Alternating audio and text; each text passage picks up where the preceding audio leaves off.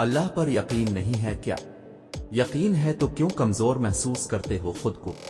रब कहता मुझे पुकारो, मैं तुम्हारी पुकार सुनता हूं।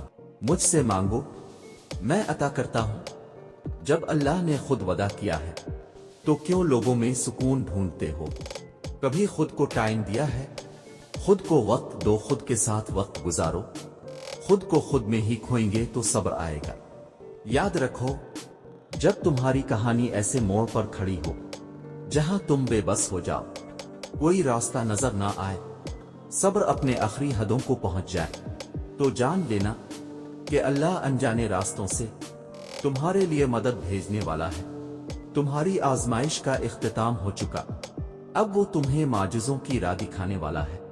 अल्लाह ताला ने कुरान मजीद में फरमाया, ये ईमान वाल, सब्र और नमाज से मदद लिया करो, बेशक अल्लाह सब्र करने वालों के साथ है। देखो, अल्लाह खुद बता रहा है कि वो सब्र करने वालों के साथ का है, कि वो सब्र करने वालों से मोहब्बत करता है। जब कभी तुम्हारा सब्र थकने लगे तो ये आयत याद कर लेना। लोग पूछते हैं कि दर्द में सुकून कैसे हो सकता है? जब तुम सब्र इसलिए करते हो कि अल्लाह ने कहा है, जब तुम सब्र इसलिए करते हो कि यही अल्लाह की रजा है, जब तुम ये जान लेते हो कि अगर सब्र करेंगे तो अल्लाह मेरी तरफ मुस्कुरा कर देखेगा, तब वो दर्द भी सुकून देने लगता है।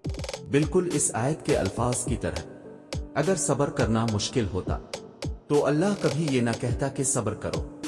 वो जानता है अपने प्यारों को, और उसके प्यारे जहां सब्र मुश्किल हो जाए वहीं पे सब्र करते हैं। सब्र तुम्हें तोड़ देगा, तुम्हारे वजूद को रेजा रेजा कर देगा, तुम्हें थका देगा, इतना कि तुम्हें लगेगा जैसे ये तुम्हारी कहानी का इख्तिताम है। लेकिन तुम फिर भी दुआ मांगना मत छोड़ना।